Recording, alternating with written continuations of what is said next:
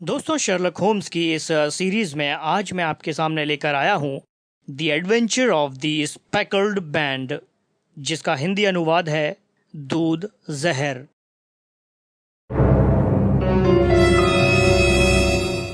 जिंदगी देने वाला दूध अगर जहर बन जाए तो मैंने यानी डॉक्टर वाटसन शर्लक होम्स को कई केसों पर काम करते हुए देखा है।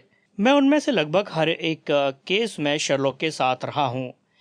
मैंने उसके काम करने के तरीक़ों को ध्यान से देखा है।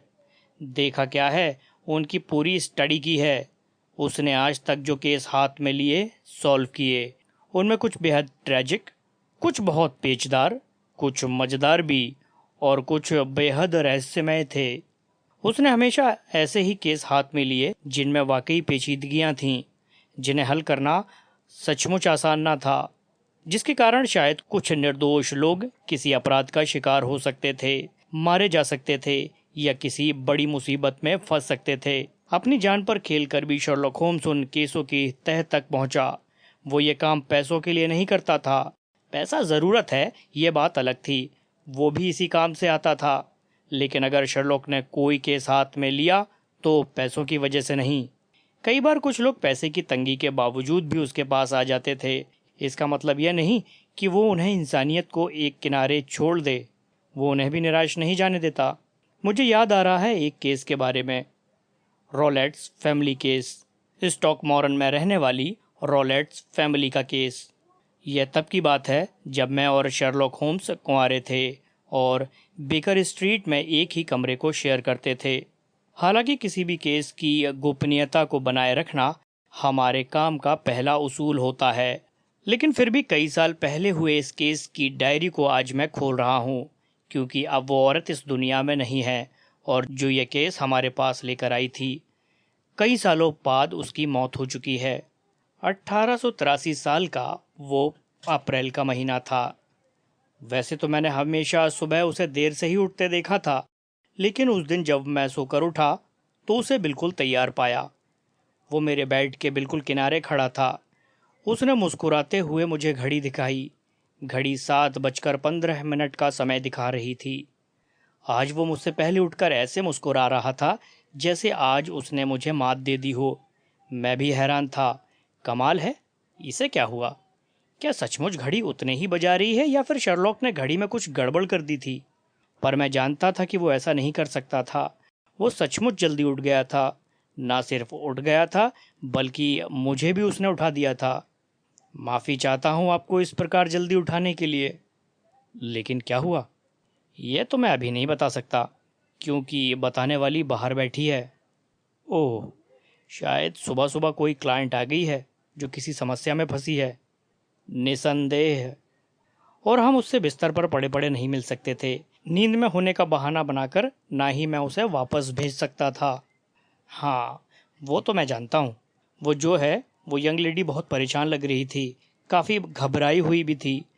मिसेज हडसन ने उसके लिए दरवाज़ा खोला। यंग लेडी जानती थी कि इतनी सुबह आकर वो हमारी नींद डिस्टर्ब कर रही है, लेकिन उसकी परेशानी ने उसे इसके लिए मजबूर किया। उसने इसके लिए मिसेज हडसन से माफ़ी मांगी और मुझसे मिलने के लिए कहा। तब मिसेज हडसन ने आकर मुझे जगाया, सारी बातें बताईं। तब मैंने मिसेज हडसन को उसे सिटिंग रूम में बैठाने और कुछ देर इंतज़ार करने को कहा, और अब मैं उनसे मिलने के लिए तैयार हूँ। मुझे भी उसी वक्त क्यों नहीं जगा दिया? हम दोनों एक साथ एक ही बाथरूम में जाकर तैयार कैसे हो सकते थे? ओके, मैं बस कुछ ही देर में तैयार होकर आता हूँ। शर्लक होम्स मेरा इंतज़ार कर रहा था और मैं भागकर बाथरूम में घुस गया। मैं जानता था कि मुझे तुरंत तैयार होना है। मैं आधा मिनट भी व्यर्थ नहीं करना चाहता था। मैंने अपने कपड़े उतार कर एक तरफ फेंके, फटाफट हाथ मुंह धोया, कुल्ला किया, कपड़े पहने। मैंने ये सब काम आज इतनी तेज़ी से किए कि तेज़ी देख लेती तो वो भी शर्मा जाती। मैं बाथरूम से बाहर निकला तो शर्लॉक को अपना इंतज़ार करते हुए पाया। फिर कुछ ही मिनटों बाद हम दोनों दोस्त सिटिंग रूम में हमारा इंतज़ार कर रही उस लेडी की तरफ बढ़ रहे थे। वो एक खूबसूरत लेडी थी। काले कपड़ों में उसका गोरा रंग और अधिक खिल रहा था। वो बेहद आकर्षक लग रही थी। इस समय उसके चेहरे पर चिंता थी। वो बेचैन थी, व्यग्र सी। Good morning madam, Sherlock Holmes ने मुस्कुराते हुए कहा। मेरा नाम शर्लक होम्स है और ये मेरे मित्र और मेरे सहयोगी डॉक्टर वॉटसन। शर्लॉक ने अपना और मेरा परिचय उसे दिया। उसने धीमे से सर झुकाकर अभिवादन का उत्तर दिया। बाहर अत्यधिक ठंड थी। वो ठंड से कांप रही थी। शर्लॉक होम्स ने देखा कि मिसेस हडसन ने फायरप्लेस में आग जला दी थी। इसके बावजूद भी उसकी कंपकपी रुकी न थी। मैं समझता हूँ कि बातचीत शुरू करने से पहले क्यों ना हम एक एक कॉफ़ी भी सिप करें। कॉफ़ी की ज़रूरत उस लेडी के साथ साथ मुझे भी थी और शर्लॉक को भी। शर्लॉक इस बात को समझ गया था। शायद आप मुझे कांपते देखकर ऐसा कह रहे हैं। हाँ, बाहर ठंड भी ज़्यादा है, लेकिन ये कंपकपी ठंड के कारण नहीं है। तो फिर किस लिए है? शायद मैं ज़्यादा डर गई हूँ। मैं दहशत में हूँ। सचमुच उसकी आंखों में डर था। वो ऐसे फैली हुई थी मानो कोई शिकार उसकी ताक में बैठा हो। उसका चेहरा सफ़ेद पड़ चुका था, मानो काटो तो खून ना हो। आपके पास डरने का कारण भले ही हो, लेकिन मैं समझता हूँ कि आपको डरने की ज़रूरत नहीं है। डर चीज़ों को दिमाग से निकाल देता है। डर आत्मविश्वास को कमज़ोर करता है। डर चीज़ों पर फोकस नहीं करने देता। मैं चाहता हूँ आप खुले दिल से यहाँ बैठें, बिना डरे। आपकी जो भी समस्या है हम उसे सुनेंगे और जो हमसे हो सकेगा वो करेंगे भी। इस कॉन्फिडेंस के लिए थैंक्स। वैसे आप यहाँ ट्रेन से आई हैं? आपने कैसे जाना? आपके बाएं ग्लव्स में ट्रेन का टिकट ठुसा हुआ है। ओह, आज सुबह जब आप घर से निकली तो बहुत जल्दी में थी। इतनी जल्दी में कि आपने स्टेशन पहुंचने के लिए भी सवारी मिलने का इंतज़ार नहीं किया और एक डॉग स्क्वाड यानी कुत्ता पकड़ने की गाड़ी में ही लिफ्ट लेकर स्टेशन पहुंच गई। ये आपने कैसे जाना? उसकी आंखें फैल गईं। कोई बहुत मुश्किल नहीं। किसी को ध्यान से ऑब्जर्व करो तो ऐसी बातें कोई भी पता लगा सकता है। अपनी जैकेट के बाएं बाजू को देखो, वो कई रंग की मिट्टी से सनी हुई है। कुत्ते अक्सर अपने पिछले पाँव से मिट्टी उछालते हैं। कुत्ता गाड़ी कई जगह पर घूम घूम कर कुत्तों को पकड़ती है, इसलिए उसकी खिड़कियों पर वो मिट्टी जमा हो जाती है। जब आप उस गाड़ी में बैठी होंगी तो आपकी बाजू पर कई जगहों की वो मिट्टी लग गई। आप बिल्कुल ठीक कह रहे हैं। वह हैरान थी। मैं सुबह 6 बजे जल्दी में घर से निकली। कोई व्हीकल नहीं मिला तो मैंने वहां से गुजरती कुत्ता गाड़ी के ड्राइवर से रिक्वेस्ट की और उसने मुझे 20 मिनट में लेदर हेड स्टेशन पहुंचा दिया। वहां से मैं पहली ट्रेन पकड़कर वाटरलू पहुंची। मैं जल्दी से जल्दी आप तक पहुंचना चाहती थी। आप मेरी स्थिति को समझ नहीं सकते। मुझे अपने चारों तरफ अंधेरे साए तैरते दिखाई पड़ रहे हैं। मैं उन सायों में खो रही हूँ। प्लीज़ मिस्टर शर्लॉक होम्स, मैं आपके बारे में सुनकर यहाँ तक पहुँची हूँ और जितना मैंने आपके बारे में सुना है यहाँ आने के बाद उससे कहीं बढ़कर पाया। मैं जानती हूँ कि इस वक्त मेरी स्थिति आपको आपकी फ़ीस तक चुकता करने की नहीं है, लेकिन मैं भविष्य में आपकी पूरी फ़ीस चुका दूंगी।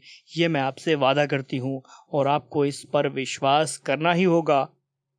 यदि मैं आपके लिए कुछ कर सकता हूँ तो शायद इससे बढ़कर मेरे लिए गर्व करने की कोई बात नहीं हो सकती। मैं ये काम केवल पैसे के लिए नहीं करता हूँ। ये मेरा शौक और मेरी हॉबी भी है। इसके अलावा मुझे दिल से सुकून मिलता है कि मैंने सच को सामने लाने के लिए अपनी कोशिशें की। आप पैसों की बात दिमाग में लाए बिना मुझे अपनी समस्या बताएं और मैं और डॉक्टर वॉटसन उसे सुनने के लिए बेचैन हैं। मेरा नाम हेलेन स्टोनर है, उसने कहना शुरू किया। कहती रहो। मैं अपने स्टेप फादर के साथ रहती हूँ। इंग्लैंड के नामी गिरामी सैक्सन परिवार के आखिरी वारिस के रूप में अब केवल वही हैं। आपने भी सुना होगा स्टॉक मॉरन के डॉक्टर रॉलेट्स के बारे में। हाँ, मैं जानता हूँ। ये नाम जाना पहचाना है मेरे लिए। कभी इंग्लैंड के सबसे अमीर व सम्मानित हस्तियों में इस परिवार को भी गिना जाता था। जमीन जायदाद के मामले में कभी इस परिवार की संपत्ति उत्तर में बर्कशायर की सीमा तक और पश्चिम में हैम्पशायर की सीमा तक फैली हुई थी। कहते हैं कि पैसा आता है तो बुरी आदतें भी आ जाती हैं। जुआ सब कुछ बर्बाद कर देता है। पिछले शतक में इस परिवार को भी यह बर्बादी देखनी पड़ी। सब कुछ तहस नहस हो गया। जमीन जायदाद बिक गई। जमीन जायदाद के नाम पर अब केवल कुछ 100 एकड़ जमीन और 200 साल पुराना एक खंडहर महल बचा है। उस पर भी भारी कर्ज लोन के रूप में लिया जा चुका है। वो कब तक बचा रहेगा ये कोई नहीं जानता। मेरे सौतेले पिता ने जब यह हालत देखी तो उन्होंने इंडिया जाकर कोई व्यापार शुरू करने की सोची। वे अपने आप को फिर से खड़ा करना चाहते थे। वे अपनी मेडिकल की डिग्री के साथ कलकत्ता चले गए। लेकिन दुर्भाग्य ने उनका पीछा वहां भी नहीं छोड़ा। वहां उनके घर एक बड़ी डकैती हुई। उनके हाथों इस डकैती में शामिल अपने बटलर का खून हो गया। उन्हें जेल हो गई। सजा काटने के बाद वे इंडिया से वापस इंग्लैंड आ गए। अपने हालातों से वे काफी हताश और निराश थे। लेकिन इंडिया से वे अकेले वापस नहीं आए। जब वे इंडिया में थे तो वहां उन्होंने मेरी माँ मिसेज स्टोनर के साथ शादी कर ली। मेरी माँ की यह दूसरी शादी थी। मैं और मेरी जुड़वा बहन जूलिया इस शादी के समय केवल 2 साल की थीं। मेरी दादी ने माँ के लिए बहुत पैसा छोड़ा था, जिसके ब्याज से ही उन्हें सालाना लगभग 1,000 पाउंड की इनकम होती थी। अब इस सारी इनकम के मालिक भी मिस्टर रॉलेट्स बन चुके थे, जो अब हमारे साथ ही रहने आ गए थे। इसके अलावा माँ ने हम दोनों की शादी के लिए एक फिक्स्ड डिपॉजिट बैंक में रखवा दिया था, जो हमें शादी के समय ही मिलना था। इंग्लैंड आने के लगभग 8 साल बाद माँ एक रेल दुर्घटना में मारी गईं। डॉक्टर रॉलेट्स हमें साथ लेकर स्टॉकमोरन के हमारे उसी पुश्तैनी खंडर हो चुके महल में आकर रहने लगे। उन्होंने अपनी मेडिकल प्रैक्टिस बंद कर दी। जो पैसा माँ हमारे लिए छोड़ गई थी, वो हम सब के लिए शायद बहुत था। मुझे नहीं लगता था कि पैसे के कारण हमारा कोई काम रुकने वाला था। डॉक्टर रॉलेट्स के व्यवहार में अचानक बहुत बड़ा परिवर्तन हुआ। वो बात बात पर खींचने लगे। उन्हें बहुत जल्दी गुस्सा आ जाता था। वे पड़ोसियों से झगड़ने लगे, यहाँ तक कि हमें भी डांट देते थे। इस कारण वहाँ कोई नौकर भी नहीं रुकता था। हम दोनों बहनें उनका गुस्सा देखकर सहम जाती थी। उन्हें जंगली जानवर पालने का शौक था। इस बात का पता हमें तब लगा जब उन्होंने एक जंगली चीता और एक बबून बंदर महल में लाकर छोड़ दिया। चीता और बबून महल के अहाते में खुले घूमते तो हम में से किसी की भी हिम्मत ना होती कि बाहर निकल जाएं। न जाने कब वो हम पर हमला कर दें। जूलिया की तो उनकी आवाजें सुनकर ही सांस रुक जाती थी। आप अंदाजा भी नहीं लगा सकते कि हम दोनों बहनें कितने जबरदस्त तनाव में जी रही थीं। बहुत सनसनीखेज किस्सा है। इसके बाद क्या हुआ? इस डर के कारण कोई भी नौकर घर में नहीं टिकता। और जूलिया, उसने गहरी सांस ली। वो उस वक्त 30 की ही थी जब उसकी मौत हुई। क्या? जूलिया मर चुकी है? हाँ, 2 साल हुए उसकी मौत को। तनाव के कारण उस उम्र में भी उसके बाल सफेद होने लगे थे। उसकी मौत कैसे हुई? हमारी मौसी मिसेज होनोरियो हैरो के पास रहती थी। अक्सर हम लोग वहां उनके पास चली जाया करती थीं। 2 साल पहले जूलिया क्रिसमस पर वहां उनके पास गई। वहां उसकी मुलाकात एक मेजर से हुई। दोनों ने एक दूसरे को पसंद किया और शादी का फैसला कर लिया। मेरे स्टेप फादर को भी इस शादी से कोई इनकार या एतराज न था। लेकिन शादी की बात व तारीख तय होते ही वो घटना हुई जिसमें जूलिया की जान चली गई। उफ, मैं वो भयानक रात नहीं भूल सकती। मैं जानता हूँ उन बातों को दोहराना आपके लिए कितना मुश्किल होगा, लेकिन फिर भी मैं उस रात के बारे में जानना चाहूँगा। वो सारी घटना मेरे जहन में आज भी वैसी ही है जैसे अभी घटी हो। हमारा घर, जैसा कि मैंने बताया, कि बहुत बड़ा तो है, लेकिन बहुत पुराना भी है। सभी बेडरूम्स ग्राउंड फ्लोर पर ही स्थित हैं। इनमें सबसे पहला कमरा मिस्टर रॉलेट्स का है, उसके बाद मेरी बहन जूलिया का, फिर मेरा। ये सभी कमरे कॉरिडोर में खुलते हैं। इनके बीच में कोई खिड़की या दरवाज़ा नहीं है, जिससे कि कमरे में मौजूद कोई व्यक्ति किसी से आपस में बात कर सके। हाँ, सभी रूम्स के दूसरी तरफ जो लॉन है, उधर जरूर हर कमरे की एक खिड़की खुलती है। उस खौफनाक रात को मैंने देखा कि डॉक्टर रॉलेट्स जल्द ही अपने कमरे में सोने चले गए थे। हालांकि वे कभी थकते या जल्दी नहीं सोते थे। जूलिया अपने कमरे में थी।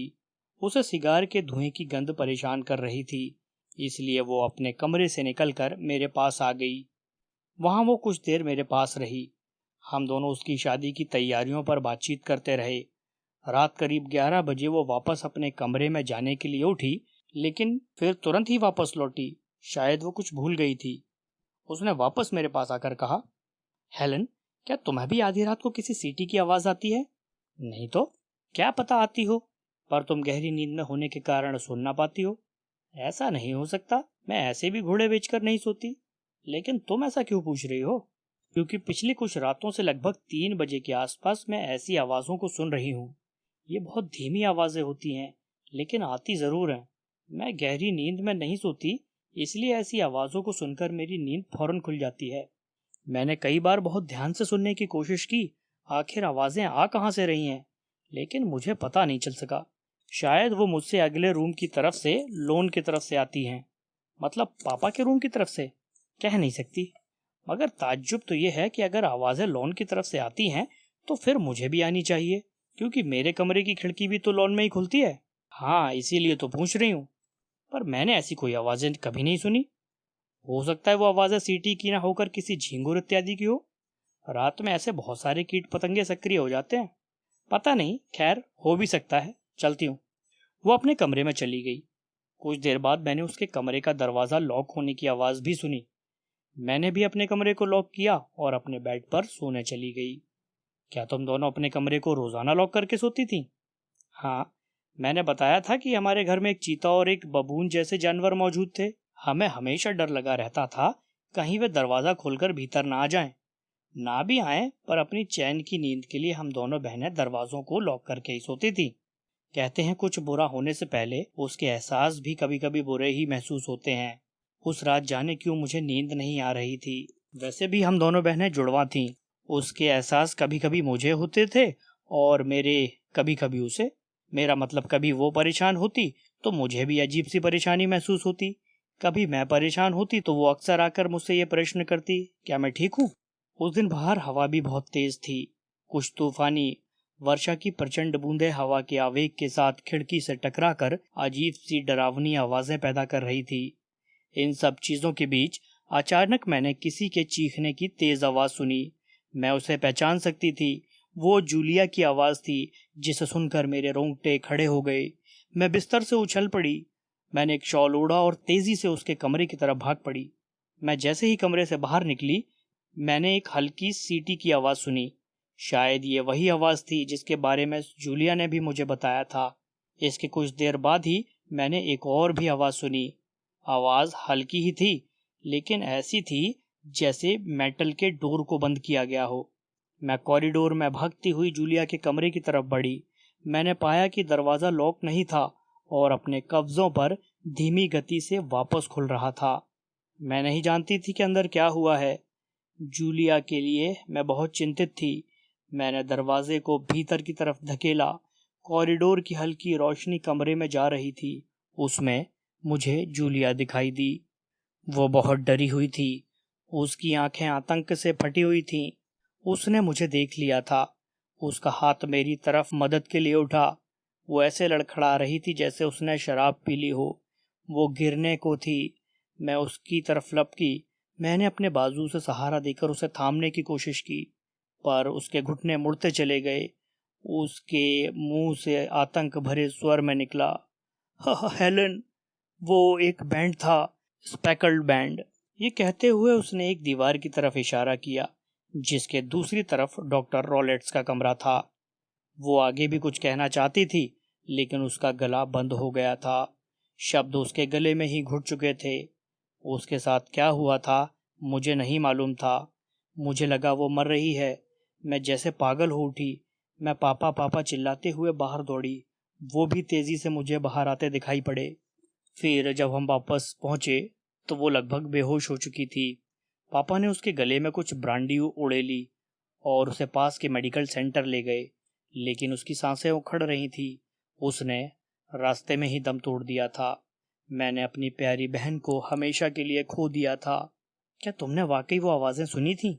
हाँ, हमारे घर का वो हिस्सा जो रहने के हिसाब से थोड़ा अधिक पुराना है, इसलिए उस तरफ कोई नहीं रहता। मैंने वे आवाजें उसी तरफ से आती सुनी थी। यदि वो आवाजें तुमने सुनी थी तो तुम्हारी बहन ने भी जरूर सुनी होंगी। क्या ऐसा कुछ तुम्हें वहां लगा कि वो उन आवाजों का रहस्य जानने के लिए कुछ कर रही थी? मतलब क्या तुमने उसे सिर्फ गिरते हुए ही देखा? हाँ, मैं बताना भूल गई। जब मैं उसके कमरे में पहुंची तो उसके हाथ में एक जलती हुई तीली थी और दूसरे हाथ में माचिस। शायद उसी आवाज का कारण जानने के लिए उसने तीली जलाई थी। ये एक महत्वपूर्ण जानकारी है, जिसका मतलब है कि वो आवाज सचमुच उसने भी सुनी थी और वो उसका रहस्य जानना चाहती थी। पुलिस ने वहां आकर क्या तहकीकात की? मेरे लिए तो जूलिया की मौत एक रहस्य ही थी, लेकिन पुलिस की इन्वेस्टिगेशन के हिसाब से जूलिया पर कोई शारीरिक इंजरी नहीं थी। कमरे की खिड़की लोहे की एक शटर की तरह थी, वो बंद थी। जूलिया के बेड के पास ही फ्रेश एयर के लिए डक्ट से जुड़ी एक चिमनी थी। कमरा पहले की तरह व्यवस्थित था। जो चीज जहां होनी चाहिए थी वहीं थी। वहां किसी किस्म की मारपीट या भगदड़ के निशान नहीं थे। ना ही कोई ऐसा क्लू दिखाई पड़ रहा था जिसके कारण उसकी हत्या की शंका हो। तुम्हें क्या लगा था कि उसकी मौत कैसे हुई होगी? मुझे ऐसा लगा था जैसे वो बहुत डर गई थी और इसी से शायद हार्ट अटैक आया था। वो सचमुच बहुत डरी हुई थी। बबून और चीता उस समय कहाँ थे? वो बाहर ही थे। उनके भीतर आने का तो कोई सवाल ही नहीं उठता था। तुमने कहा कि होश खोने से पहले उसने कुछ कहा था। बैंड, स्पेकल्ड बैंड, समथिंग कुछ ऐसा ही। हाँ, पता नहीं वो किसी म्यूजिकल बैंड की बात कर रही थी या अपनी कलाई पर लपेटे जाने वाले किसी फ्रेंडशिप बैंड की बात कर रही थी। लेकिन वो बैंड क्या था ये मेरी समझ से बाहर की बात थी। फिर क्या हुआ? इन सब बातों को 2 साल बीत चुके हैं। जूलिया के जाने के बाद मैं बहुत अकेली फील कर रही थी। 2 साल बाद अचानक मेरी लाइफ में एक लड़के ने कदम रखा। हालांकि मैं उसे पहले से जानती थी। बात आगे तब बढ़ी जब उसने मेरे सामने शादी का प्रपोजल रखा। उसका नाम आर्मिटेज है, पर्सी आर्मिटेज। पापा को भी उसके लिए कोई एतराज नहीं है। हम इसी स्प्रिंग सीजन में शादी कर रहे हैं। 2 दिन पहले ही पापा ने मेरे रूम की बाहरी दीवार को ठीक ठाक करवाने के लिए काम शुरू करवाया है। वहां से आने वाली धूल मिट्टी से बचने के लिए मैं आज ही पापा के कहने पर फिलहाल जूलिया के कमरे में शिफ्ट हो गई हूँ। उसके कमरे में उसकी मौजूदगी को, उसकी यादों को मैं हर पल महसूस करती हूँ। वहां ऐसा क्या हुआ कि तुम्हें यहाँ आना पड़ा? आपने सही अनुमान लगाया। रात मैंने उसके कमरे में वैसी ही विसल की आवाजें सुनी जिन्हें जूलिया ने अपनी मौत से पहले सुना था और मुझे बताया था। ओह, इंटरेस्टिंग। आवाजें हालांकि बहुत धीमी थी, लेकिन मेरे रोंगटे खड़े करने के लिए काफी थी। मैं फुर्ती के साथ उठी और मैंने तुरंत लैंप रोशन किया, पर पूरा कमरा छान मारने के बाद भी कोई ऐसी चीज ना दिखाई दी जहां से मुझे वैसी आवाजें आती महसूस हों। न जाने क्यों मेरा हृदय कांप गया था। मैं पूरी रात सो नहीं सकी। वैसे ही आवाजों का फिर से सुनाई पड़ना मुझे रोमांचित कर रहा था। एक बार फिर से मेरा हृदय किसी अनिष्ट की आशंका से थरथरा रहा था। मुझे याद आया कि उस समय जूलिया की भी शादी होने वाली थी और अब मैं भी जल्द ही विवाह बंधन में बंधने जा रही थी। मैंने निर्णय किया कि मैं इसकी तह तक जाऊंगी। फिर दिन होते ही मैं बिना किसी को बताए यहाँ आपसे मिलने आ गई। इतनी सुबह मुझे कोई सवारी नहीं मिली तो मैंने कुत्ता गाड़ी वाले से प्रार्थना की। उसने मुझे लेदर हेड तक छोड़ दिया, जहाँ से आगे मैं ट्रेन द्वारा फिर आपके पास आई। क्या ये संभव है कि हम तुम्हारे पापा की अनुपस्थिति में तुम्हारे घर में आएं और तुम्हारे घर का निरीक्षण कर सकें? हाँ, वे अपने काम के सिलसिले में आज शहर से बाहर जाने वाले हैं। वे पूरा दिन बाहर रहेंगे। मेरे विचार में आपके आने का यही उत्तम समय है। हमारे यहाँ एक नौकर है, लेकिन उसे हमारे मामलों में कोई रुचि नहीं है। मैं उसे कुछ समय के लिए छुट्टी दे दूंगी। आपको वहाँ कोई डिस्टर्ब नहीं करेगा। डॉक्टर वॉटसन, क्या आप तैयार हैं चलने के लिए?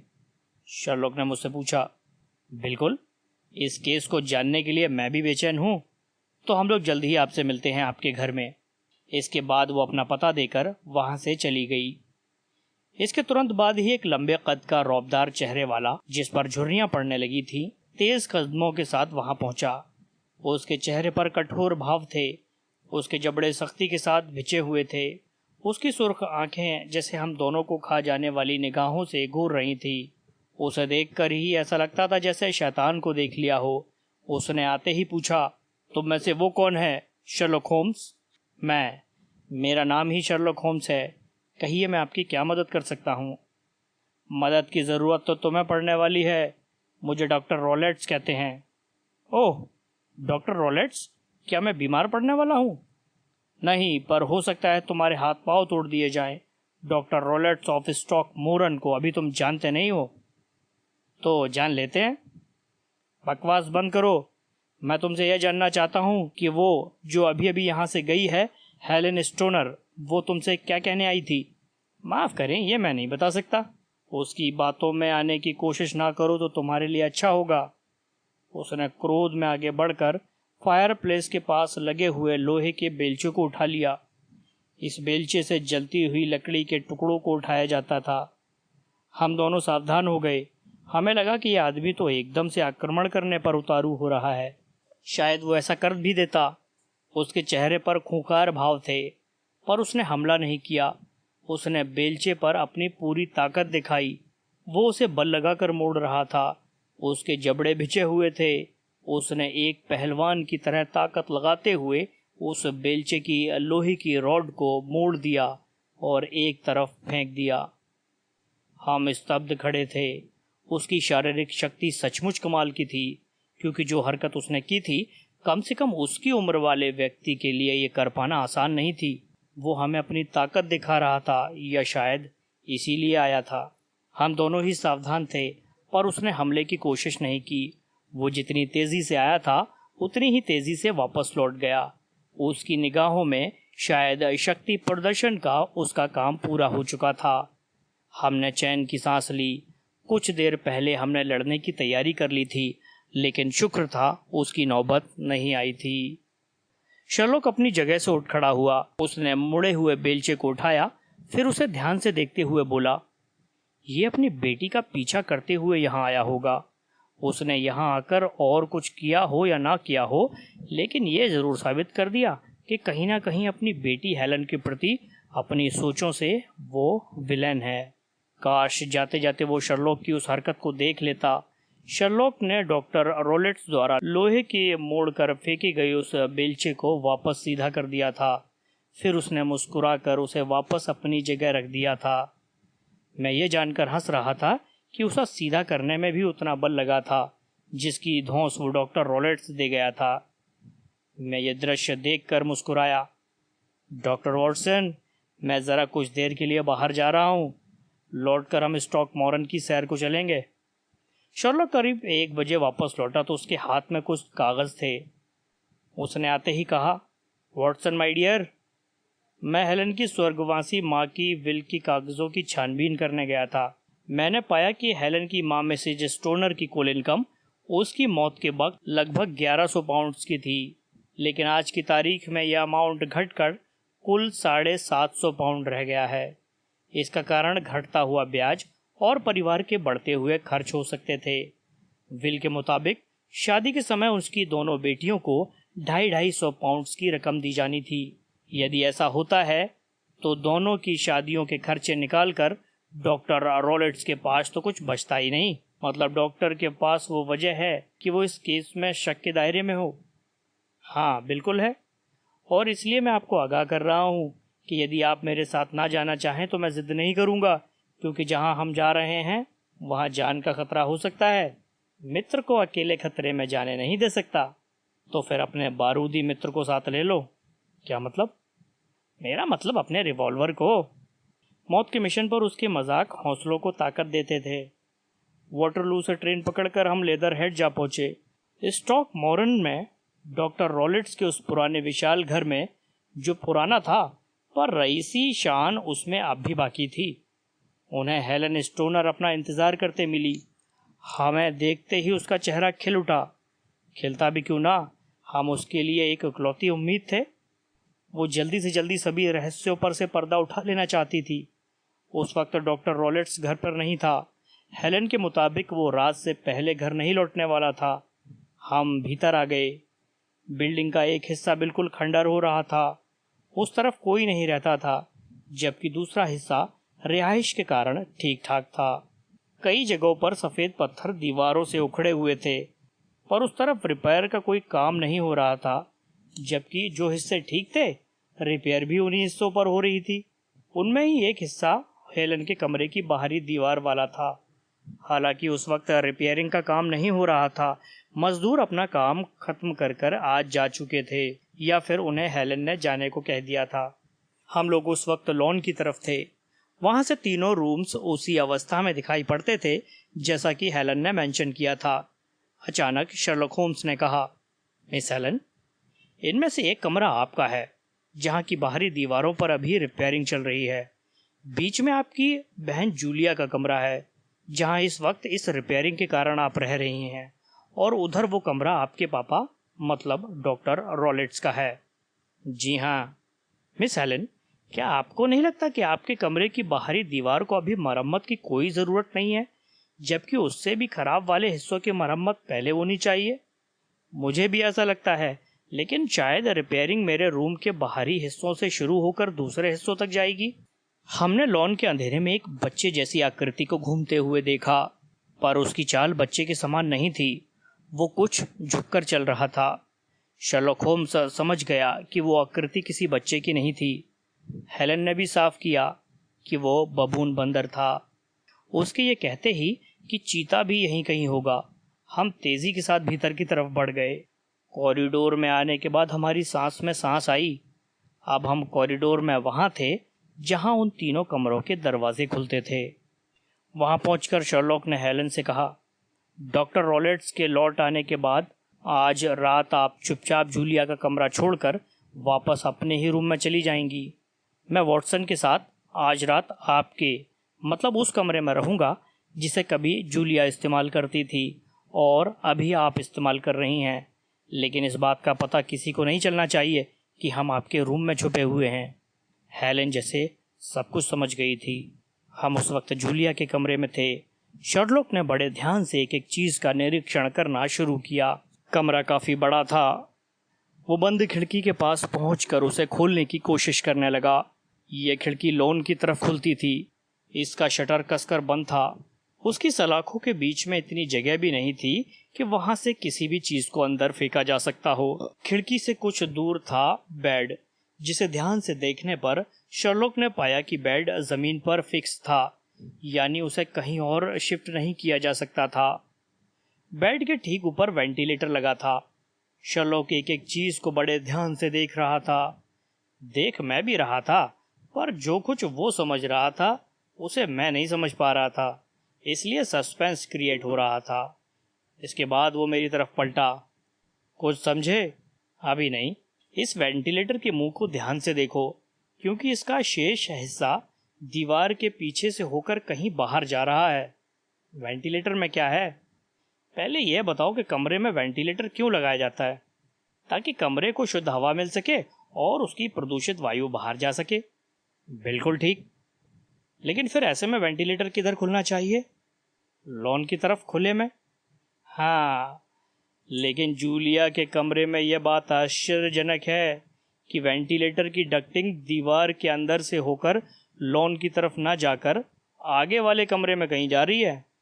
मतलब डॉक्टर रॉलेट्स के कमरे में? हाँ। हेलन भी इस जानकारी पर स्तब्ध थी। वहां क्यों जा रही है यह तो अब अगले कमरे में जाकर ही पता चलेगा। लेकिन एक चीज और भी यहाँ अजीब है मिस हेलन, ये बेल यानी घंटी यहाँ कब से टंगी हुई है? वह एक झूलने वाली घंटी थी, जैसे कि मंदिरों इत्यादि में होती है। आमतौर पर इस प्रकार की घंटी को बजाने के लिए इसकी घुंडी से जुड़ी हुई एक रस्सी भी बंधी होती है, जिसे खींचने पर घंटी बजती थी। घंटी को नौकर इत्यादि को बुलाने के मकसद से लगाया गया था, मेरी बहन के समय से।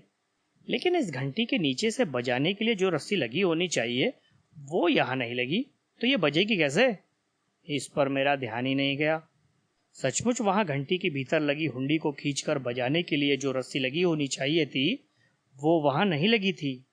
क्या जूलिया की मौत के समय भी ये ऐसी थी? मुझे नहीं पता। मैं इतना जानती हूँ कि उसकी मौत के बाद से ये कमरा बंद है। हेलन को साथ लेकर वो डॉक्टर रॉलेट्स के कमरे में पहुंचे। डॉक्टर रॉलेट्स का कमरा बाकी कमरों से बड़ा था। उसमें एक बेड था, एक तरफ किताबों से भरा शेल्फ था, एक आराम कुर्सी थी। इसके अलावा एक गोल मेज और एक लोहे की सेफ थी। शर्लॉक ने इन सब चीजों को ध्यान से देखा। वो किसी चीज को छेड़ने से बच रहा था, ताकि कहीं डॉक्टर रॉलेट्स को वहां किसी छेड़छाड़ होने का संदेह ना हो जाए। मिस हेलन, यहाँ इस सेफ में क्या हो सकता है? कुछ पेपर्स इत्यादि? क्या तुमने कभी इसके अंदर देखा है? सालों पहले कभी, तब पेपर्स वगैरह ही थे। मुझे लगा कोई बिल्ली विल्ली ना हो। क्या मजाक है मिस्टर शर्लॉक होम्स, सेफ में भला कोई बिल्ली क्यों रखेगा? क्योंकि यहाँ सेफ के आगे दूध की कुछ बूंदें गिरी हुई हैं। उसने हाथ में एक लेंस ले रखा था जिसमें वो सूक्ष्म जांच कर रहा था। यहाँ देखो, दूध का कटोरा भी पड़ा है। दूध बिल्ली पीती है? नहीं, बिल्ली तो मैंने कभी कहीं नहीं देखी। हाँ, मैं बता चुकी हूँ, चीता और बबून बंदर तो हैं, लेकिन उन्हें यहाँ लाकर पापा दूध क्यों पिलाने लगे? हाँ, तुम ठीक कहती हो। मेरे विचार में इतना काफी है। अब हमें अपनी अपनी जगहों पर वापस लौट जाना चाहिए। फिर हम तीनों फिर से जूलिया के कमरे में आ गए। डॉक्टर के कमरे में क्या देखा? जूलिया, यानी इस कमरे का वेंटिलेटर डॉक्टर रॉलेट्स के कमरे तक जाता तो है, लेकिन वो वहां भी बंद है। क्या मतलब? फिर वेंटिलेटर के होने का क्या मतलब है? यही तो सवाल है। एक ऐसा वेंटिलेटर जो वेंटिलेट ही नहीं करता, तो उसका यूज क्या है? डॉक्टर रॉलेट्स के कमरे की जिस दीवार पर वो खुला होना चाहिए, वहां वो आगे से भी बंद किया हुआ है। इसका पता मुझे दीवार के एक हिस्से को ठकठका कर देखने से लगा। दीवार का वो छोटा सा हिस्सा पीछे से खाली था।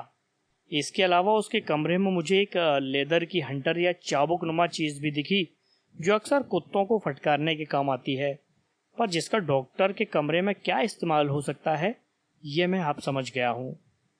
मिस एलन, आपको आपके पापा ने आज इस कमरे में शिफ्ट होने को कहा था? हाँ, शायद आज रात सभी रहस्यों से पर्दा उठ जाएगा मिस एलन। तभी डॉक्टर रॉलेट्स के आने का पता चला। हम दोनों एक अंधेरे कोने में जा छुपे। हेलन का दिल जोर से धड़क रहा था। मैंने अपनी जेब टटोली। वहां रिवॉल्वर को पाकर मुझे सुकून मिला। डॉक्टर रॉलेट्स अंदर आ चुका था। उसने हेलन का कमरा खटखटाया। हेलन, क्या तुम खाना खा चुकी हो? हेलन ने बिना दरवाजा खुले भीतर से हामी भरी।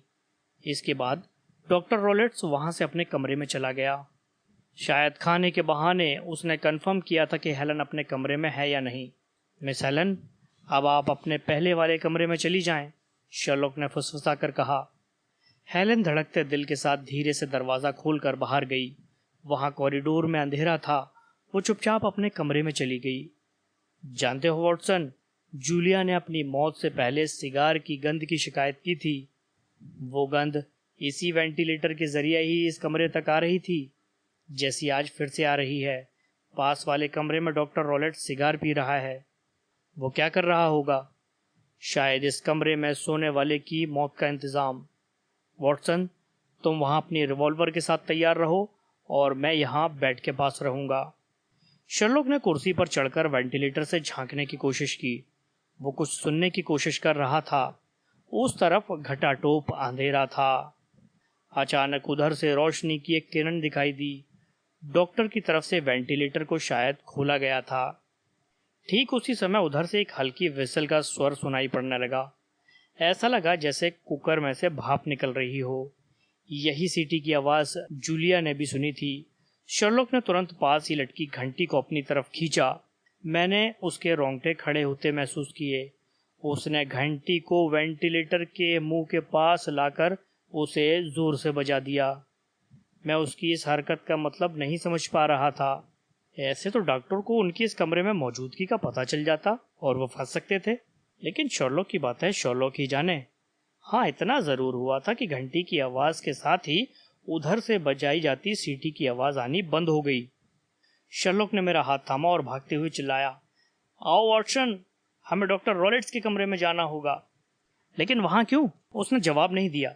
हम दोनों भागकर डॉक्टर के कमरे में पहुंचे। शर्लॉक ने एक झटके से दरवाजे को भीतर की तरफ धकेला।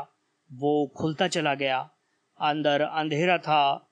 एक तरफ लैंप रखा था, लेकिन उसकी मध्यम रोशनी में कुछ भी साफ देख पाना मुमकिन नहीं था। हम दोनों बहुत धीरे से कमरे में एंटर हुए। डॉक्टर रॉलेट्स कुर्सी पर गिरा पड़ा था। उसके माथे पर कुछ लिपटा हुआ था।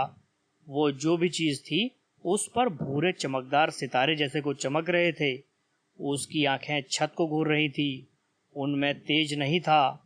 उनमें कोई मूवमेंट नहीं थी। बैंड, स्पेकल्ड बैंड, शर्लॉक तेजी से फुसफुसाया। अचानक उसके सिर पर लिपटी हुई चीज थोड़ा हिली और इसी पल शर्लॉक सनसनीखेज ढंग से बोला, बी केयरफुल, ये एक सांप है वॉटसन। एक ऐसा खतरनाक चमकीले चकत्तों वाला विषैला सांप जिसका कांटा पानी भी नहीं मांगता। शर्लॉक होम्स ने बड़ी ही सावधानी से उस लेदर बेल्ट या चाबुक से उस सांप को वापस उस सेफ में उछाल दिया और उसे एक झटके से बंद कर दिया। तुमने इसके बंद होने की आवाज सुनी वॉटसन? इस आवाज को हेलन ने भी सुना था।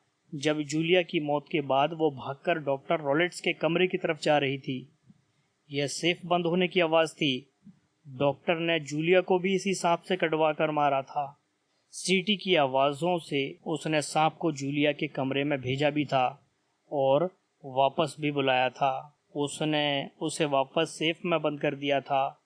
मैं निश्चित रूप से कह सकता हूँ कि घंटी पर लगी रस्सी उस वक्त भी नहीं लगी होगी, क्योंकि डॉक्टर नहीं चाहता था कि जूलिया सांप को देखने के बाद घंटी बजाकर किसी को वहां बुलाए। वो आज हेलन को भी उसी तरीके से मारकर दोनों बहनों की शादी के लिए रखे हुए पैसों को अपनी जेब में डालने वाला था। इसलिए उसने जानबूझकर हेलन को कमरे की रिपेयरिंग का बहाना बनाकर जूलिया वाले कमरे में शिफ्ट करवा दिया था। जब मैंने सेफ के पास दूध की बूंदें देखी तो मैं तभी समझ गया था कि जानवरों को पालतू बनाने वाला डॉक्टर रॉलेट्स सांप भी पालता है। उसने जूलिया को मारने के लिए ही ऐसे वेंटिलेटर का निर्माण कराया था जो ठीक जूलिया के बेड के ऊपर ही खुलता था। वेंटिलेटर का दूसरा सिरा डॉक्टर के कमरे में खुलता था, जिससे उसने अपने ट्रेंड किए हुए सांप को जूलिया के कमरे में भेजा था। सांप उसके सीटी के इशारों को समझता था। सांप सीधा सोई हुई जूलिया के ऊपर गिरा और उसे काट खाया। वो बेचारी कुछ बोल भी ना पाई। यह एक विशेष किस्म का सांप है जिसके जहर का खून की जांच में भी पता नहीं चलता, इसलिए इन्वेस्टिगेशन टीम भी इससे होने वाली मौत का पता नहीं लगा पाती।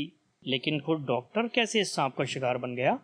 मैं वेंटिलेटर से झांककर जब डॉक्टर के कमरे में होने वाली गतिविधि को नोट करने की कोशिश कर रहा था तो मैंने वेंटिलेटर में उसी समय सांप के फुफकारने के हल्के स्वर सुने। मैं समझ गया कि खतरा सिर पर है। मैं समझ गया कि वो सांप को जूलिया के कमरे में जाने के लिए मजबूर कर रहा है, या समझ लो कि आदेश दे रहा है। मैंने वेंटिलेटर में कुछ सरसराने की आवाज़ सुनी। मैं समझ गया कि सांप वेंटिलेटर में आ चुका है। तभी मैंने वेंटिलेटर में घंटी की आवाज़ की, जिससे डॉक्टर के सीटी के संकेत में खलल पड़ गया। सांप उसके संकेत से भटककर जूलिया के कमरे में आने की बजाय वापस चला गया और डॉक्टर पर ही जा गिरा। उसने डॉक्टर को ही अपना शिकार बना लिया। ममता के जिस दूध से डॉक्टर रॉलेट्स को अपनी बेटियों को पोषण देना चाहिए था, उसने उसमें विष मिला दिया, जिसका आखिर में वो खुद भी शिकार हो गया। झटपट सुनकर हेलेन भी वहां आ गई थी। उसने शर्लॉक की बातें सुन ली थी। वो हक्की बक्की थी।